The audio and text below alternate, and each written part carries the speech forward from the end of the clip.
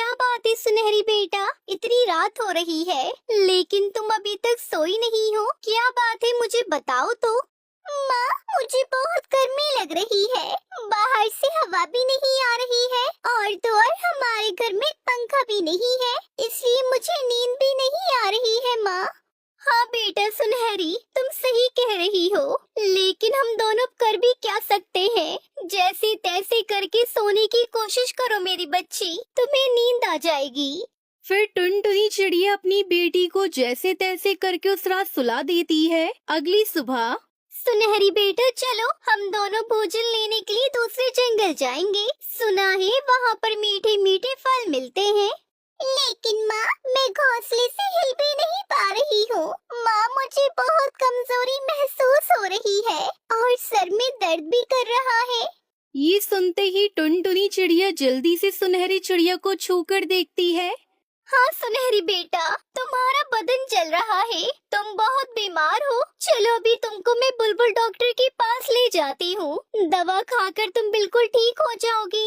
ऐसे कहकर टुनटुनी चिड़िया अपनी बिटिया को हॉस्पिटल ले जाती है। क्या बात है, क्या हुआ है टुनटुनी चिड़िया तुम्हारी बेटी को? सुनो डॉक्टर साहिबा, मेरी बेटी का बदन जल रहा है, आप एक बार इसका चेकअप कर लीजिए, इसे बहुत जोर का बुखार आ रहा है। टुनटुनी चिड़िया के ऐसा कहते ही डॉक्टर बुलबुल सुनहरी चिड़िया का अच्छे से चेकअप करती है और टुनटुनी चिड़िया से कहती है, टुनटुनी तुम्हारी बेटी के शरीर में पानी की मात्रा बहुत कम है, जिसकी वजह से ये बहुत ज्यादा कमजोर हो गई है। तुम्हें इसका बहुत ख्याल रखना होगा। और तुम्हारी बेटी सुनहरी क्या रातों के वक्त सोती नहीं है? रात की नींद पूरी ना होने की वजह से भी ये सब हो रहा है।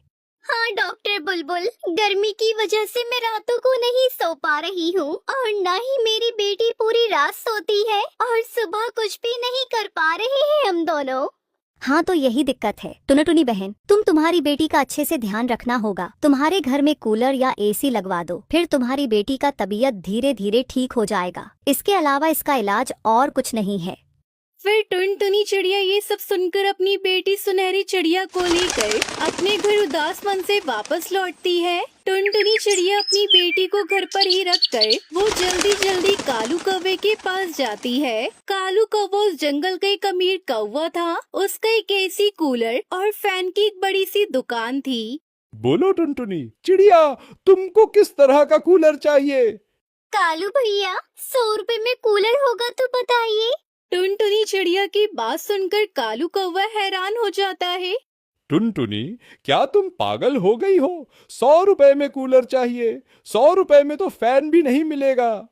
अच्छा, कि आपकी दुकान में खराब हुआ कूलर ये एसी है, मैं उसको ठीक करवा लूंगी। उसकी बातों को सुनकर कालू कौवा गुस्से में उससे कहता है, टुनटुनी, खराब हुआ एसी या कूलर 100 रुपए में मिलना मुश्किल है।